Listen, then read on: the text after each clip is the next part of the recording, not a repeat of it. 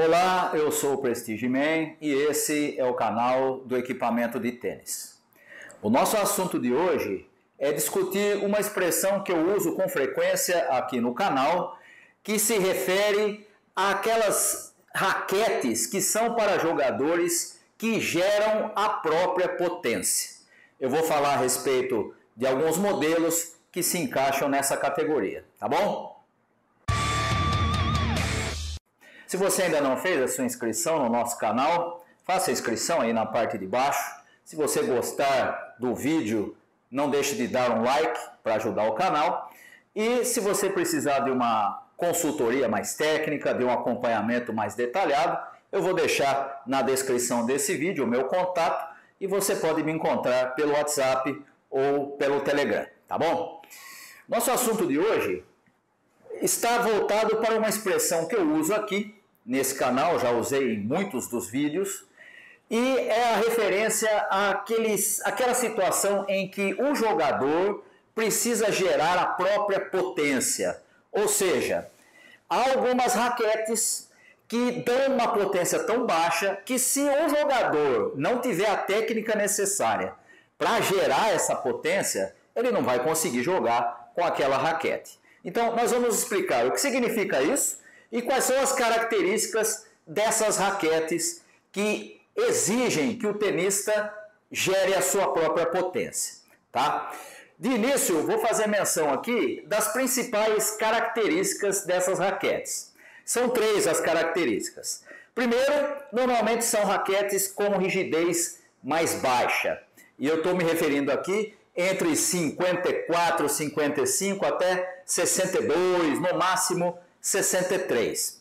Tá? Então, uma característica dessas raquetes é ter a rigidez mais baixa, o que significa que ela solta menos a bola. Ela é mais confortável, ela é mais flexível, mas se você pegar uma raquete de rigidez mais baixa e encordoar com a mesma corda e comparar com uma raquete com as mesmas especificações, mas mais rígida, aquela mais rígida vai soltar mais a bola. Então, a rigidez baixa faz com que a técnica do tenista precise ser usada para gerar a potência que ele precisa, tá? Então, esse é o primeiro detalhe. O segundo detalhe é que, na maior parte dos casos, essas raquetes trazem padrão mais fechado de cordas. Não são todas as raquetes, mas é mais natural que sejam raquetes de padrão mais fechado, principalmente 18 por 20, 18 por 19, também é usual. Você pega, por exemplo, Djokovic usa 18 por 20, você pega, por exemplo, Medvedev usa 18 por 19, você tem também 16 por 20, que é um padrão um pouco diferente, mas também é comum no circuito. É o caso, por exemplo, da raquete do Alcaraz, é o caso, por exemplo, da raquete do Shapovalov. São raquetes que têm esse padrão, tá? Então, essa é uma característica também das raquetes que exigem que o próprio tenista gere a sua potência. Normalmente, elas têm um perfil, um padrão mais fechado no encordoamento. Mesmo quando é uma raquete, por exemplo, com um padrão de 16 por 19, a proximidade das cordas é menor, ou seja, elas são mais próximas, em vez de ser menor é maior, né? Elas são mais próximas. E justamente por ser mais próxima, ela solta menos a bola, né? Ela exige maior técnica, maior velocidade de golpe por parte do tenista, tá? E o terceiro aspecto é o perfil da raquete. Não são todas, obviamente, eu vou fazer menção disso quando der exemplos aqui a respeito das raquetes que são dessa característica entre as retails, mas normalmente são raquetes com o perfil mais estreito, mais fino, tá?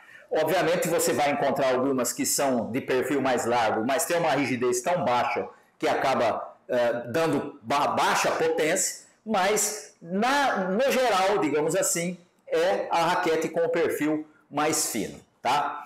Então, essas três são as características principais das raquetes que exigem que o tenista gere a sua própria potência. E aqui eu vou explicar o que significa esse negócio de gerar a própria potência. Quando você olha para o circuito profissional, você olha para os jogadores profissionais, você vai perceber que eles não são musculosos, que eles não são sarados, normalmente são magros, são leves e são rápidos. E aí o que acontece? Você vai descobrir, olhando para o circuito, isso vale tanto para o masculino quanto para o feminino, que o que faz a geração da potência não é a força que o tenista emprega para bater na bola, e sim a velocidade do braço, a velocidade do swing. Tá? Então isso é importante você entender, porque hoje é muito comum as pessoas confundirem, acharem que para a bola andar eu preciso fazer força, tem que bater com muita força. Quando na realidade você não precisa bater com força, você precisa bater com velocidade, ou seja, a sua velocidade de braço do swing precisa ser alta. Né? Lógico que isso exige que você chegue bem na bola, você esteja bem posicionado, com o corpo equilibrado e possa fazer o movimento rápido. Né? E isso vai exigir de você, vai demandar de você uma técnica e um preparo físico muito maior. E aí então nós temos uma característica que é fundamental e que você pode encontrar no circuito. Por que os jogadores profissionais conseguem tanta potência? Eles usam nas suas raquetes chamadas Pro Stock, a imensa maioria tem essas características: rigidez baixa, padrão mais fechado e perfil fino. Mas eles conseguem, por quê? Porque eles têm a técnica, eles têm o preparo físico e conseguem fazer com que a velocidade do golpe gere potência. Então você vai perceber aí, obviamente, que as raquetes Pro Stock, na sua imensa maioria, e óbvio que existem exceções, mas na sua imensa maioria, são raquetes que se encaixam nesses três perfis que eu falei: rigidez baixa, padrão de corda mais fechado, perfil mais fino.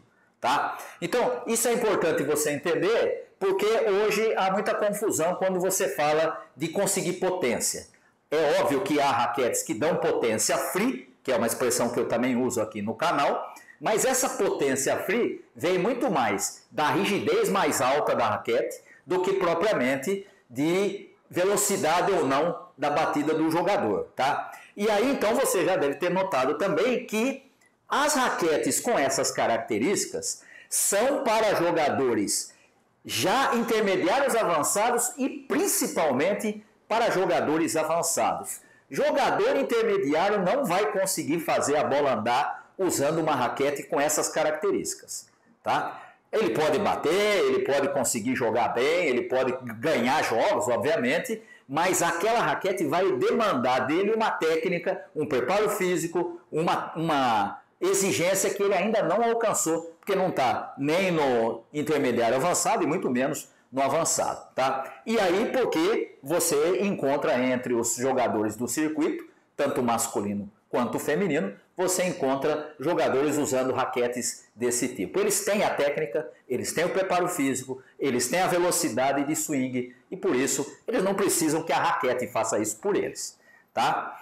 Mas eu disse que ia falar também de alguns modelos retail que se encaixam nesse perfil. Eu vou falar aqui de 3 modelos diferentes. Os 3 são encontrados no mercado sem grande dificuldade, mas que são modelos que se encaixam nesse perfil.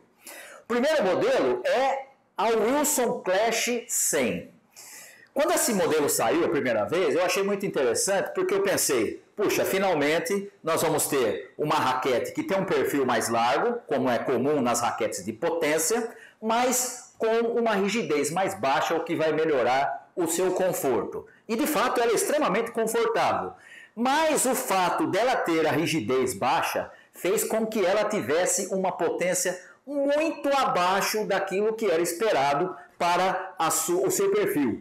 E, portanto, a Clash 100 é assim com a Clash 100 versão 2, que é a atual, que tem uma rigidez de 57, e era ainda mais na versão 1, né, que é a anterior, que era com uma rigidez de 55, e, portanto, soltava muito pouco a bola. Né? São raquetes que demandam uma velocidade de braço que o jogador que está ali no intermediário, ou próximo ao intermediário, não vai conseguir alcançar. E aí o que acontece? Ele compra a raquete, pensando que ela dá potência, porque ela é larga, pensando que vai ter conforto, e tem realmente, porque ela tem uma rigidez baixa, mas a bola não anda. E não anda por quê? porque ela exige que você tenha velocidade de braço e faça a bola andar com a sua técnica, com o seu preparo físico e não com a rigidez da raquete. Tá? Então a Clash 100 é um dos modelos que se encaixa nesse perfil, tanto a versão 1 quanto a versão 2. A versão 1 soltava menos ainda, a versão 2 solta um pouquinho mais, mas também se encaixa nesse padrão. O segundo modelo que eu vou citar é da Tecnifiber. É um modelo de edição limitada que é chamada T-Fight DC315, é o peso. Edição limitada, com o padrão de 18 por 20. Essa raquete também tem uma rigidez bastante baixa e ela tem padrão de cordas fechado, embora tenha um peso estático um pouco maior, é uma raquete que demanda muito tempo de bola e que exige muito do jogador. Não dá para jogar com ela, não dá para pensar em adotá-la se você é um jogador que está chegando no intermediário ou já é intermediário. É raquete para jogadores já avançados. Tá? Por quê? Porque demanda justamente essa velocidade de braço que só o jogador já avançado é capaz de gerar. Tá? Então esse é o segundo modelo. O terceiro modelo é da ProKennex. A ProKennex traz aqui para o Brasil só os modelos mais simples, os mais básicos, principalmente modelos mais leves, que são modelos que dão a redução principalmente da vibração que é transmitida para o braço, que é a principal tecnologia da ProKennex.